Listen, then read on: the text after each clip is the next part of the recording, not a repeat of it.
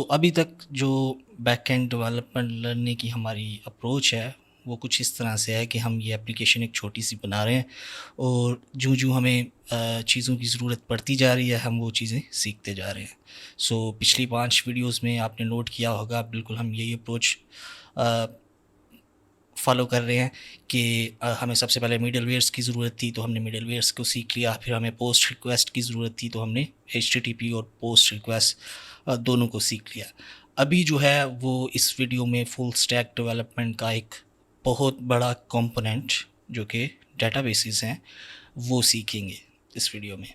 सबसे पहले हम डेटाबेस को अपनी एप्लीकेशन में इंटीग्रेट कहाँ पे कर सकते हैं ये देखते हैं और फिर जो है वो हम उसको इम्प्लीमेंट भी करेंगे और हम डेटाबेस के लिए बेसिकली मोंगोडीबी यूज़ करेंगे। उसके लिए आप ये 2 पैकेजेस डाउनलोड कर लीजिएगा, एक मोंगोडीबी कम्युनिटी सर्वर और दूसरा मोंगोडीबी कंपास। ये जो है ये आपका डेटाबेस का सर्वर होगा, यानी डेटाबेस कह लें, और ये जो है डेटाबेस में क्या चीज़ें स्टोर हुई हुई हैं उसको विजुलाइज़ करने के लिए आप मोंगोडीबी कंपास को यूज़ करेंगे। ठीक है, तो ये 2 पैकेजेस जो हैं मैं इनके लिंक्स भी दे दूँगा डिस्क्रिप्शन में, आप इनको डाउनलोड कर लीजिएगा और हम अपनी एप्लीकेशन की तरफ वापस आते हैं। सबसे पहले अभी तक जो हम वैलिडेशन कर रहे हैं वो बहुत सिंपल है, लाइक वो बहुत क्विकली हो जाती है मिली सेकेंड्स में, लेकिन एक्चुअल ईमेल वैलिडेशन जो है ना वो एक्चुअली थोड़ा टाइम ले सकती है अगर हम इस एप्लीकेशन को प्रोडक्शन में डिप्लॉय करना चाहते हैं। फिर हम एक्चुअली क्या करेंगे, हम मॉक करेंगे कि जैसे हमारी ईमेल वैलिडेशन जो है वो टाइम ले रही है। सबसे पहले जो हमारे पास वैलिडेट का फंक्शन है जो कि बेसिकली वैलिडेशन करता है, उसमें हम एक फ़ेक डिले ऐड करेंगे ताकि हमारा वैलिडेट फंक्शन जो है वो स्लो हो जाए और फिर हमें डेटाबेस की ज़रूरत पड़ेगी और फिर हम डेटाबेस को यूज़ करेंगे। इसमें एक फ़ेक डिले ऐड करने के लिए बेसिकली हम प्रॉमिसेस को यूज़ कर सकते हैं और इसको कुछ इस तरह हम यूज़ करेंगे कि रिज़ॉल्व रिजेक्ट और यहाँ पे सेट टाइम आउट और ये 5 सेकंड के बाद ये रिज़ॉल्व हो जाएगा। बेसिकली ये एक तरह से फ़ेक हमने 5 सेकंड का डिले ऐड कर दिया लेकिन इसके लिए हमें अवेट यूज़ करना पड़ रहा है तो हमें इस फंक्शन को एसिंक करना पड़ेगा। तो इस तरह हमारा फंक्शन जो है वो अभी एक फ़ेक डिले के साथ कॉल होगा। अब हमारा ये वैलिडेट फंक्शन चूँकि एसिंक हो गया, हमें कुछ चेंजेस इधर भी करनी पड़ेंगी। सबसे पहले हम मैप मेथड को यूज़ नहीं कर सकते। अगर आपको नहीं पता तो मैप मेथड के अंदर आप अवेट स्टेटमेंट यूज़ नहीं कर सकते, वो अनएक्सपेक्टेड बिहेवियर आपको देगा, तो वो हम नहीं करना चाहते। तो मैप मेथड की रिप्लेसमेंट जो है वो फार ऑफ लूप हो सकता है, तो हम बेसिकली यहाँ पे फार ऑफ लूप यूज़ करेंगे। उसमें हम ईमेल्स को लूप करेंगे और ईच ईमेल जो है वो ई से रिप्रेजेंट हो रहा होगा। ठीक है, अब इस लूप का फ़ायदा ये है कि इस लूप में हम अवेट स्टेटमेंट यूज़ कर सकते हैं। अब हमारा कोड कुछ इस तरह से नज़र आएगा। अवेट के साथ अब हम वैलिडेट के साथ अब हम अवेट यूज़ कर पाएंगे और इस फंक्शन को भी ये सिंक करना पड़ेगा। ठीक है, और ऑब्जेक्ट को रिटर्न करने की बजाय हम इधर एक अरे बना लेते हैं, लेट्स से उसे डाटा कह देते हैं और डाटा में हम इस ऑब्जेक्ट को पुश कर देंगे।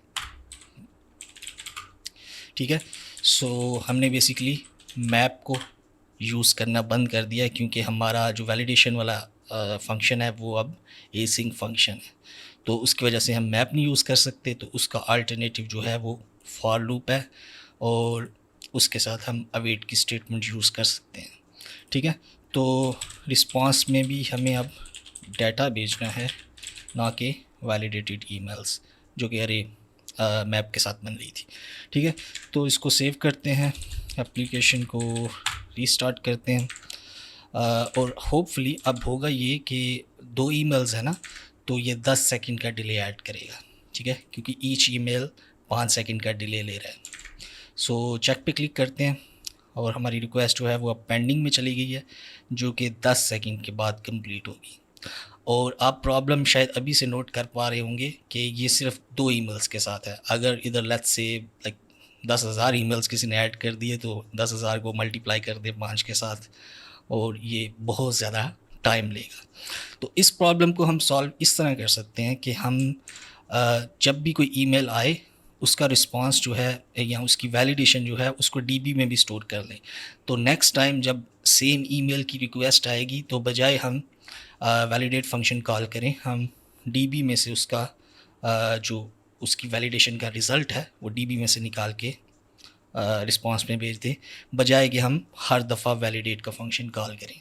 ठीक है, तो ये बेसिकली इसको मॉकिंग भी कहते हैं। हमने बेसिकली मॉक किया है कि रियल ईमेल वैलिडेशन कैसे होती है। ठीक है, तो real email validation most probably 5 second तो नहीं लेकिन 1-2 सेकंड तो लेगा। तो उस 1-2 सेकंड को कम करने के लिए, ताकि यूज़र को रिस्पांस क्विकली जाए, हम ये डेटाबेस वाला सॉल्यूशन इम्प्लीमेंट करेंगे, ताकि जो एग्जिस्टिंग ईमेल्स हैं जिनकी वैलिडेशन हमने पहले से कर ली हुई है उस केस में हम दोबारा वैलिडेट को कॉल ना करें। ठीक है, सो उसके लिए सबसे पहले हम डेटाबेस को इंटीग्रेट करेंगे अपनी एप्लीकेशन में। तो उसके लिए एक पैकेज हमें चाहिए MongoDB का Node.js ड्राइवर। बेसिकली डेटाबेसेस जितने भी हैं, MongoDB हम यूज़ करने वाले हैं, लेकिन दुनिया में और भी काफ़ी डेटाबेसेस हैं। MySQL हो गया, MS SQL हो गया, PostgreSQL हो गया, तो काफ़ी ज़्यादा डेटाबेसेस हैं। हर डेटाबेस का एक ड्राइवर होता है, ठीक है, और हर लैंग्वेज के लिए प्रीटी मच अवेलेबल होता है। तो MongoDB ने ये वाला ड्राइवर हमें दिया हुआ है। ये आई थिंक ऑफिशियली है। मैं श्योरिटी के साथ नहीं कह सकता, लेकिन आई एम प्रीटी श्योर कि ये ऑफिशियल ही है। तो हम इस ड्राइवर को यूज़ करेंगे ताकि हम कनेक्ट कर सकें उस डेटाबेस के साथ जो हमने यहाँ से इंस्टॉल किया।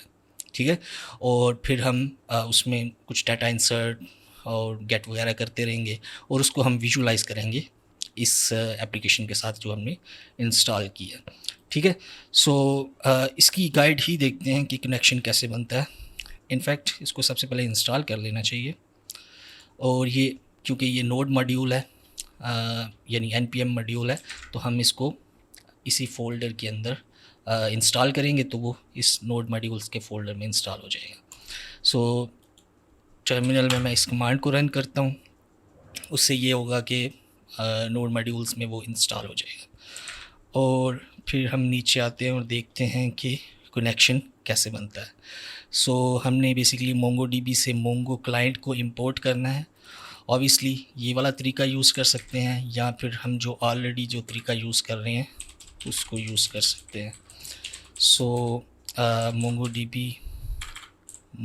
या ये क्योंकि हमने इंस्टॉल कर लिया ना, तो ये खुद बहुत सजेस्ट कर देता है। और अब इसमें से इंपोर्ट करना है हमने Mongo क्लाइंट को, और Mongo क्लाइंट को इंपोर्ट करने के बाद हमने MongoDB का Mongo क्लाइंट का एक ऑब्जेक्ट बनाना है और उसमें URL पास करना है। अब ये URL क्या है? URL बेसिकली कनेक्शन स्ट्रिंग है, जो कि Mongo क्लाइंट को बताता है कि हमारा डेटाबेस कहाँ पे पड़ा हुआ है।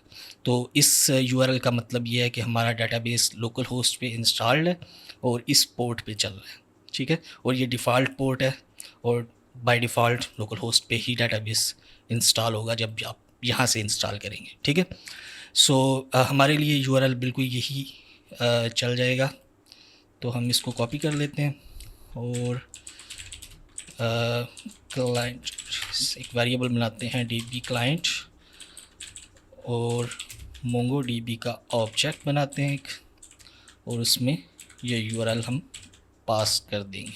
ठीक है, तो इससे ये होगा कि हमारे DB का कनेक्शन हमारी एप्लीकेशन से अब बन गया है और वो कनेक्शन इस वेरिएबल में स्टोर है। ठीक है, सो इसको मैं सेव कर लेता हूँ और फिर आता हूँ मैं नीचे। सबसे पहले हमें एक DB नेम भी चूज़ करना है। बेसिकली DB नेम मैं आपको बताता हूँ कि क्या हो सकता है।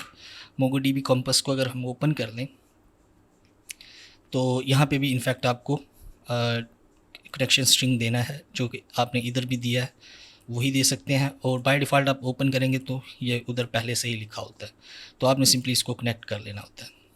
सो ये मेरा डेटाबेस है जो मेरे कंप्यूटर पे इंस्टॉल है, आपके पास शायद ये ना हो। सो हम यहाँ पे एक डेटाबेस बना सकते हैं। So let's say email validations, ठीक है, ईमेल वैलिडेशंस, और साथ में इसको कोई कलेक्शंस भी देना है। मैं आपको बताता हूँ कलेक्शन किसे कहते हैं, वैलिडेशंस, क्रिएट डेटाबेस।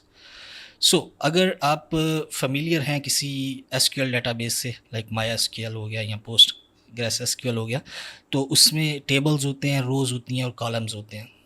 अगर आपको उनका नहीं पता तो फिर मैं समझा देता हूँ। बेसिकली डेटाबेस एक एप्लीकेशन होती है जो आपका डाटा स्टोर करती है टेबल्स की फॉर्म में, ठीक है। सो वैलिडेशंस में वैलिडेशंस स्टोर होंगी।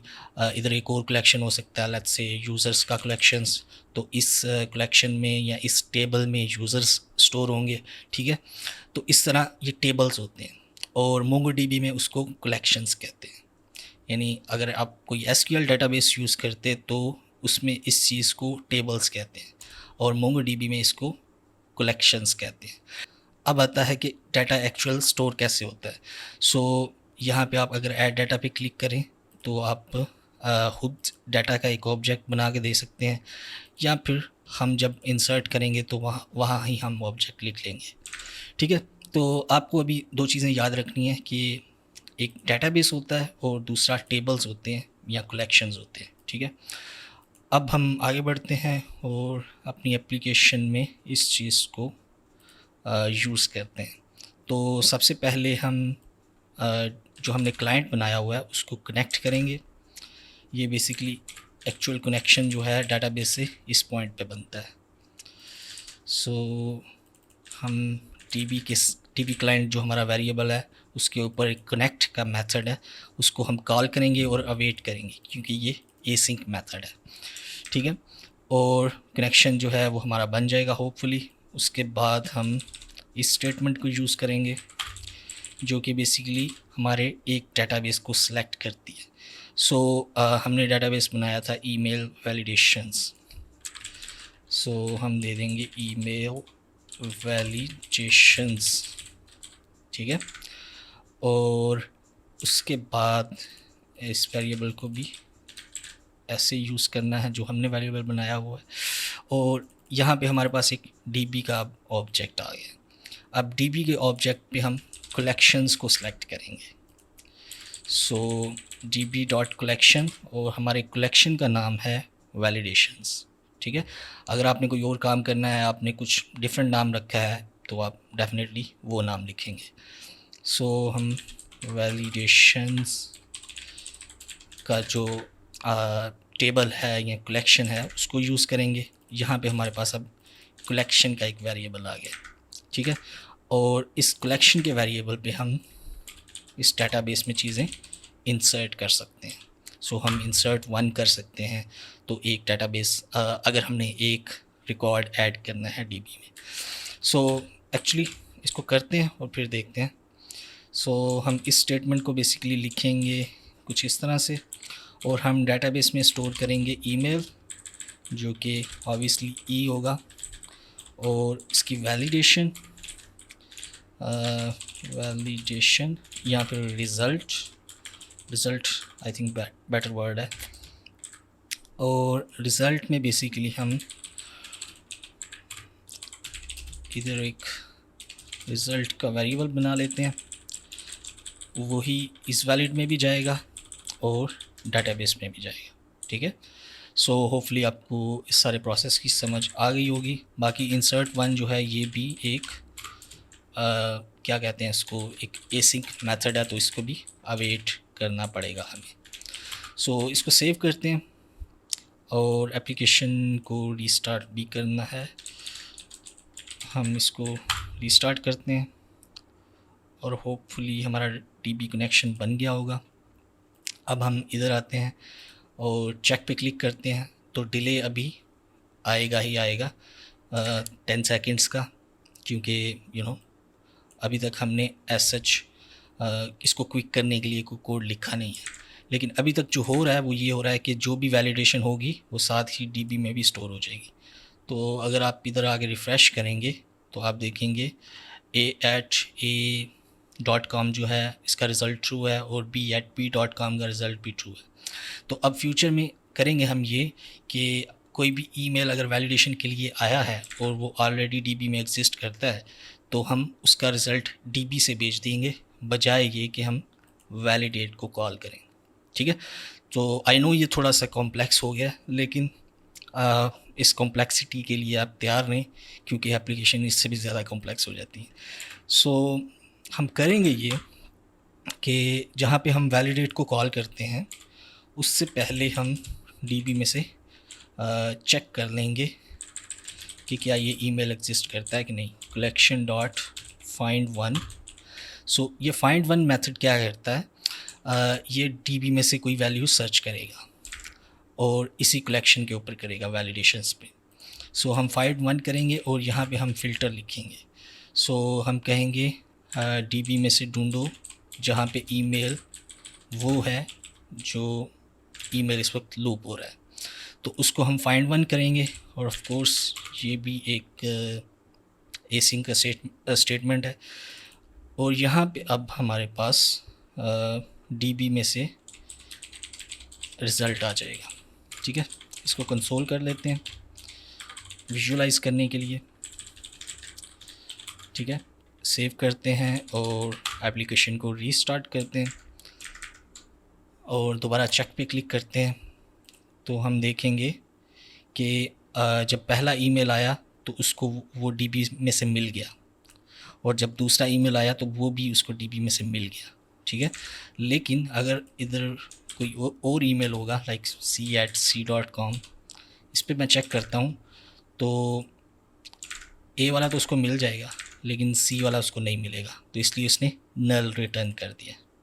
ठीक है, तो आप ये सारा कुछ मैटर करता है क्योंकि ये ईमेल लूप हो रहे हैं ना। ठीक है, और हम बल्क वैलिडेशन कर रहे हैं। सो हर ईमेल को वो डीबी में से चेक करेगा अगर वो मिलता है कि नहीं। तो ये c@c वाला उसको नहीं मिला। लेकिन आप एक चीज़ गौर करें कि अगर अब मैं दोबारा चेक पे क्लिक करता हूँ तो अब उसको c@c वाला भी मिल जाएगा, क्योंकि लास्ट स्टेटमेंट की वजह से इंसर्ट वो हो गया है। ठीक है, सो ये आपको देखें, ये आप देखें c@c वाला भी उसको मिल गया है, क्योंकि लास्ट दफ़ा जब हमने चेक किया था तो वो इंसर्ट हो गया था। इसको रिफ़्रेश करेंगे तो आप देखेंगे ये एक्चुअली डुप्लीकेट भी हो रहा है, तो इस प्रॉब्लम को भी हमने सॉल्व करना है।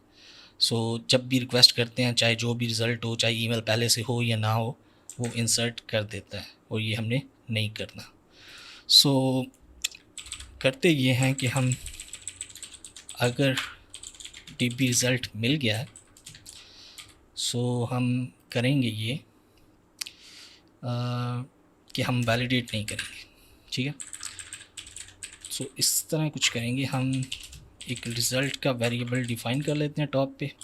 ठीक है, और अगर डीबी रिज़ल्ट मिल गया है तो हम रिज़ल्ट को सेट कर देंगे डीबी रिज़ल्ट डॉट रिज़ल्ट, क्योंकि आप देख सकते हैं ना कि इस ऑब्जेक्ट के अंदर रिज़ल्ट की एक प्रॉपर्टी है। सो ये हमने इसको सेट कर दिया। अगर डीबी रिज़ल्ट नहीं मिला तो हम रिज़ल्ट को सेट करेंगे वैलिडेट के रिस्पांस पे।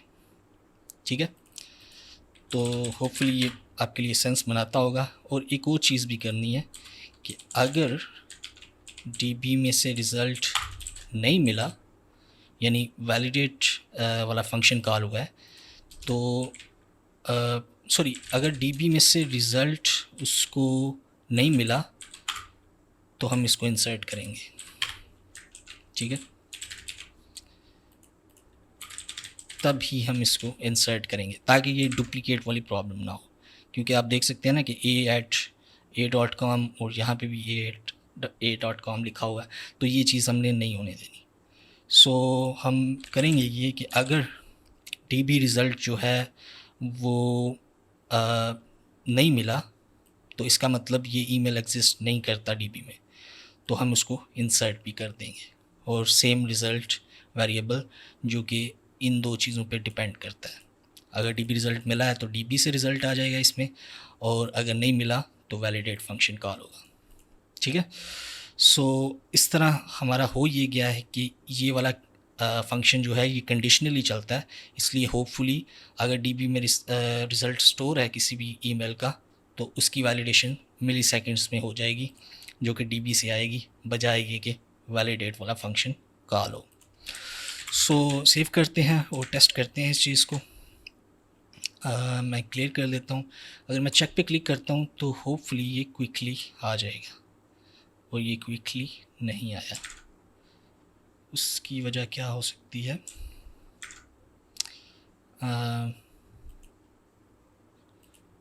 लेट्स सी, दोबारा चेक पे क्लिक करता हूँ और ये फिर भी टाइम ले रहा है।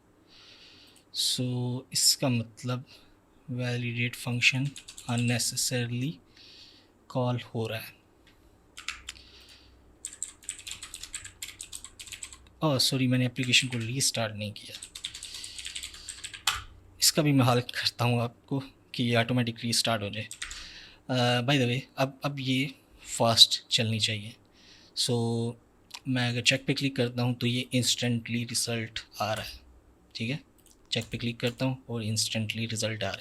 लेकिन अगर आप एक दूसरा ईमेल बीच में लिख देंगे, लाइक d@d.com और g@g.com, तो अब ये 10 सेकंड ही लेगा। ठीक है, क्योंकि फ़र्स्ट टाइम वो हमेशा वैलिडेट फंक्शन को कॉल करेगा जो कि 5 सेकंड ले रहा है, लेकिन वो साथ में उसको डीबी में भी स्टोर कर देगा। सो ये 10 सेकंड के बाद इसका रिज़ल्ट आया। अब अगर दोबारा चेक पे क्लिक करेंगे तो ये इंस्टेंटली रिस्पांस दे रहा है।